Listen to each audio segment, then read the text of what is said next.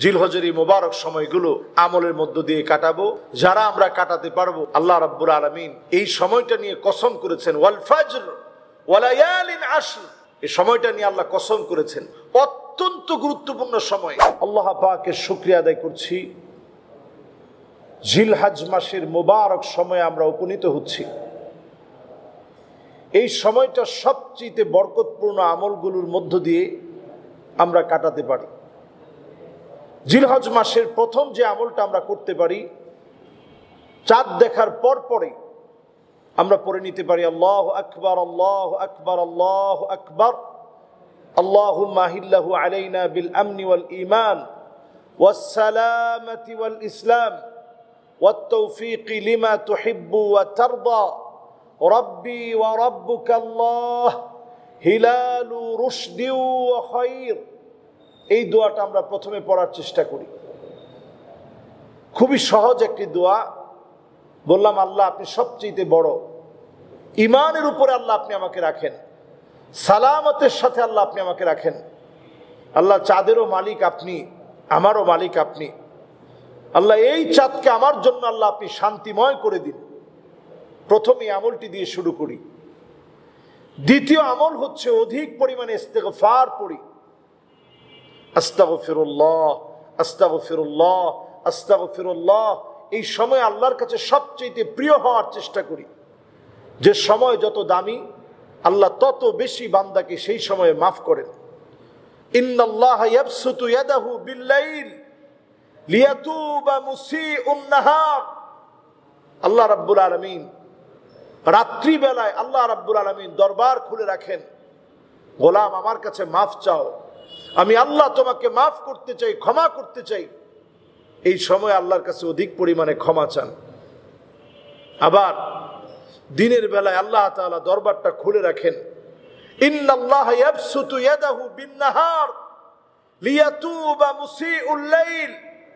আমার কাছে তোমার রাত্রি বেলার গুনাহগুলো দিনের বেলায় মাফ চাও, ক্ষমা চাও, আমি আল্লাহ তোমাকে মাফ করে দিব। দ্বিতীয় কাজ হচ্ছে ইস্তেগফার পড়া। তৃতীয় কাজ হচ্ছে ফাকসিরু ফিহিন্না আত-তাহলিল ওয়াত-তাকবীর ওয়াত-তাহমিদ। এই সময় অধিক পরিমাণে লা ইলাহা ইল্লাল্লাহ, লা ইলাহা ইল্লাল্লাহ। তাহলিল মানে লা ইলাহা ইল্লাল্লাহ বেশি বেশি বলা, তাকবীর মানে আল্লাহু আকবার বলা, আর এর পরেই তাহমিদ মানে আলহামদুলিল্লাহ বেশি বেশি পড়া।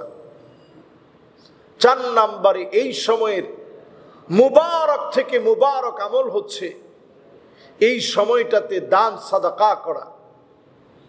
5 নম্বরে এই সময়ের আমল হচ্ছে পারলে পুরো 9 দিন, জিলহজের পুরো 9 দিন টানা রোজা রাখার চেষ্টা করা। টানা রোজা রাখার চেষ্টা করা। যদি আমরা না পারি, অন্তত আরাফাতের দিবসে রোজা রাখা থেকে যেন কেউ বঞ্চিত না হই। শয়তান যেদিন লজ্জিত হয়ে যায়, এত পরিমাণ বান্দাকে আল্লাহ যেদিন মাফ করে, ওই দিন আমরা রোজা রাখি।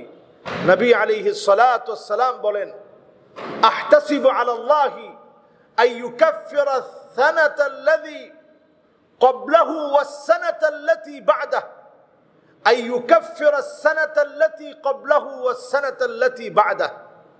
এটা এমন একটা সময়, আগের 1 বছরের গুনাহ আল্লাহ মাফ করে দেন, পরের 1 বছরের গুনাহ আল্লাহ রাব্বুল আলামিন মাফ করে দিবেন। সুবহানাল্লাহ বিহামদি।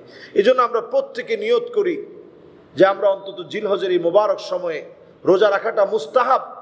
আমরা 9 দিন রোজা রাখার চেষ্টা করব, না পারলে অন্তত আরাফার দিবসে রোজা রাখবো। এরপরে আমার আপনার আমল হচ্ছে 6 নম্বরে, আমি আপনি যাদের উপরে কোরবানি ওয়াজিব, তারা প্রত্যেকে কোরবানি করার নিয়ত করে ফেলি। এই সময়ের মুবারক আমল এটি, কোরবানির নিয়ত করি।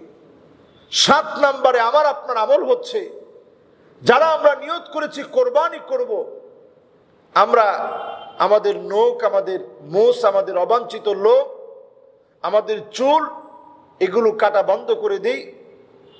যখন কোরবানি করে ফেলব, তারপরে আমরা আবার নখ কাটবো, অন্যান্য অবাঞ্ছিত লোম অথবা চুলটাকে খাটো করব, ছোট করব, সেই সময় আমরা কাটব।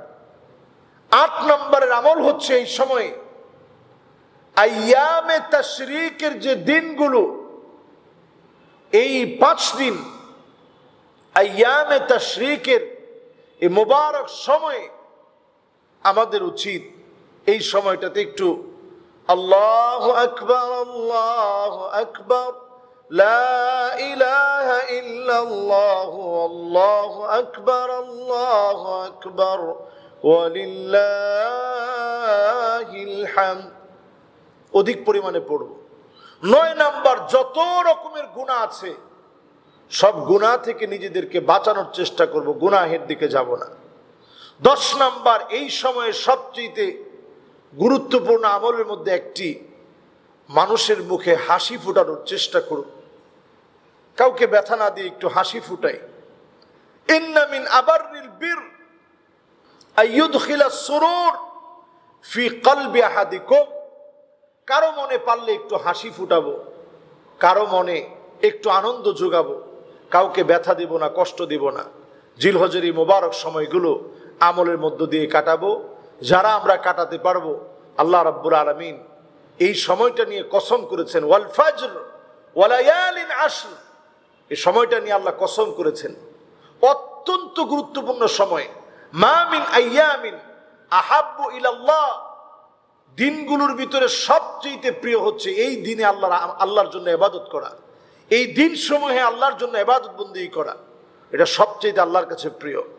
এই জন্য এই সময়টাতে অধিক পরিমাণে আল্লাহর জন্য ইবাদত বন্দেগী করি, গুনাহ খাতা থেকে নিজেরা মাফ চাই। আল্লাহ আমাদেরকে কবুল মঞ্জুর করুক। আসসালামু আলাইকুম ওয়া রাহমাতুল্লাহি ওয়া বারাকাতুহু।